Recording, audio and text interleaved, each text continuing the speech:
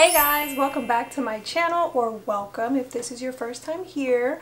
I'm Jaisha, and if you clicked on this video, you probably have low porosity hair, and guess what? Me too. So I'm going to be giving you my tips and tricks on how to manage low porosity hair in this video. If you've watched any of my other videos, you've probably heard me say a bunch of times that my hair is low porosity, but what does that even mean? A lot of people hair type their curls into categories based on this chart of type 3 and type 4 and A, B, and C, but the hair chart is not actually a measurement of how to care for your hair. It's really simply a description of what your curls look like. It doesn't actually give any indication of what works best for your hair in terms of products or techniques or styles or anything like that. Your hair's porosity is much more important than your type. So what is porosity? Hair porosity describes the ability of your hair to take in and retain water and other products. Basically, how well does your hair retain moisture? The cuticles of low porosity hair are very tightly packed together, and the cuticle layer is very flat, so that makes it harder for moisture to get in, but that also makes it harder for moisture to get out. So once you have the moisture in your hair, it's very likely to stay in there for some time. How do you know if you have low porosity hair? If your hair takes a long time to wet and dry, you might have low porosity. Also, if products tend to sit on the surface of your hair rather than absorbing into the strands, you might have low porosity. That means when you go to wash your hair, you have to let the water run for a long time for it to really absorb. You notice the water is kind of just beating up and sitting on top. That is a sign of low porosity. You guys have seen in my wash days, I say that I wet my hair for a long time before I start the shampoo process because it takes a while for the water to actually absorb into my hair. And I've said a bunch of times that it takes forever for my hair to dry. I didn't even realize prior that that was a sign of low porosity, but I do notice products tend to sit, or water tends to sit on top of my hair. So is there a way to test for low porosity hair? Yes, there is. How do you actually know that your hair is low porosity? One test you can do is the float test. I'm sure many people have seen this before, but you can get a cup, you can get a glass or a bowl of room temperature water, pluck a strand of your hair, just one strand is fine, put it in the water and see if it sinks or if it floats.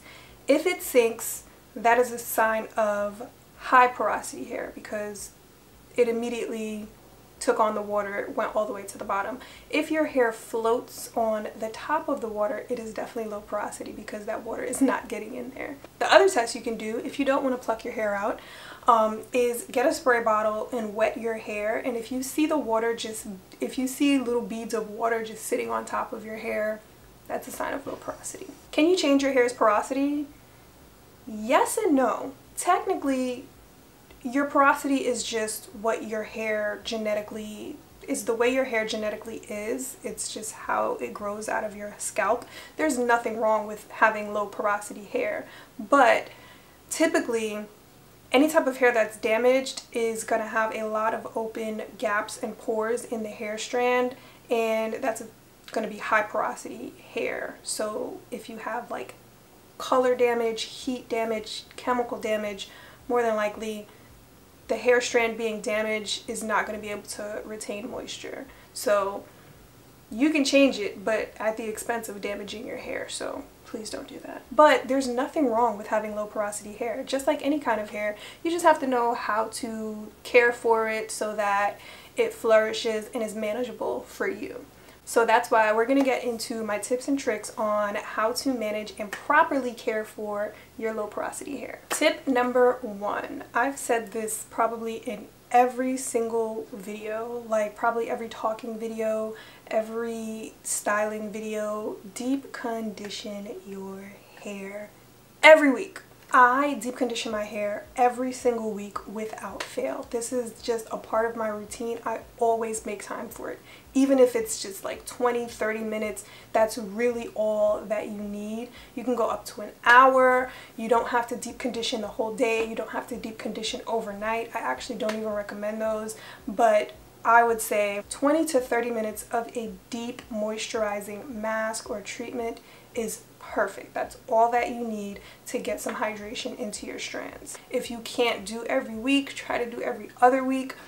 That should still be just as good, but also you can just kind of determine what works best for your hair. But deep conditioning is a really important part of any routine to maintain moisture. Number 2, if you can add heat or steam to your deep conditioning process, it really elevates the level of moisture that your hair is getting. With low porosity hair, like we said, it's hard for that moisture to get in. The cuticles are laying flat. They don't want to let anything inside. How do you lift those cuticles to get your moisture in? Heat.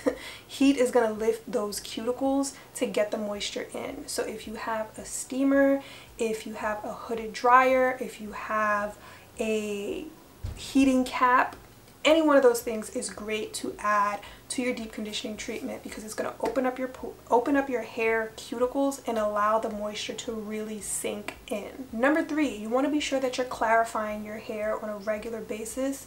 That's going to help to remove any buildup of products, dirt, oils, anything that could be blocking moisture from getting into your strands. I've heard some people say that they only co-wash their hair. No matter what type of hair you have, I don't think that's a good idea because co-washing is not cleansing. If you co-wash, that's fine, but you should also switch it up and use a clarifying shampoo. Next tip, do your wash and goes in the shower, and I mean the whole thing in the shower. I just uploaded a video on my process of how I do this. I don't do it every week, but it has become my preference because I notice a difference in my results and just how my hair lasts throughout the week. It is so much better for me. The real benefit of this is that you need that water and the steam from the hot shower while you're doing your hair. Your hair is not going to dry out like it does when you're outside of the shower, and it really just allows the products to penetrate your hair as you're applying them. So one alternative, if you don't want to do your wash and go in the shower, or if it's too much work for you, totally understand. Keep a water bottle with you as you are doing your hair and keep warm water in the spray bottle. That way when you're doing your hair, or if your hair dries up, you can use that warm water to kind of open your cuticles back up before you apply your product. Next tip, no silicones. I know silicones have a bad rep amongst curly hair, and it's important to note that there are different types of silicones. And silicones are not the enemy. I don't want to say they're terrible because in some situations they actually are useful. But let's break it down. Silicones create a barrier over your hair strands, and that barrier is going to block anything from getting in, including moisture. And if you're low porosity, we don't need any more blockage. I stay away from products that have silicones in them. Dimethicone, amodimethicone, anything that ends in a cone is a silicone. So let me talk about why they could also be useful. Silicones are great for protecting your hair from hot tools like blow dryers and flat irons and curling irons. That blockage is going to provide a layer of protection. So if you're looking at a heat protectant spray and you see a silicone, that's a good sign. But if you're looking at a conditioner or a styling product that has a silicone in it, run. Next tip, and we are almost done. Humectants are really good for low porosity hair. Humectants draw in moisture from the environment. And again, what do we need and love? Moisture. If you are using products that have humectants like honey, glycerin, aloe vera, it's going to pull the moisture from the environment into your hair. Okay, last tip. I think we're at number 7, but I stopped counting. Lightweight products are going to be your best friend. Try to stay away from the creams and the butters and the heavy oils. They're not going to be able to penetrate your hair strands. It's really just going to sit on top, and you're going to be lacking the moisture that you're looking for. Try to stick to, lightweight leave-in conditioners, lightweight oils. I've never been big on oils. Like, there's nothing wrong with them, but even before I knew my porosity, or I knew what porosity was at all, I was never big on having oils as a part of my routine. Now, would my hair be longer if I have been using oils? I don't know. If you are going to use oils, if it's something that's a part of your routine and you find that it helps your hair, try to stick to lightweight ones if your hair is low porosity, so that it can actually penetrate and not sit on top. Some great lightweight oils, at least from what I read, because again, I don't use them. Some good lightweight ones would be like grapeseed oil, sweet almond oil, and argan oil. So that is it for my tips and tricks on managing low porosity hair. Of course, this is just a guide. Please do whatever works best for your hair. Knowing your porosity is key to selecting products and maintaining a regimen that keeps your hair healthy and flourishing and moisturized. Thank you guys for watching. Please hit the thumbs up video.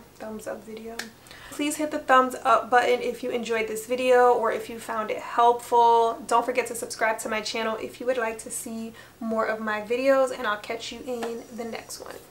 Bye.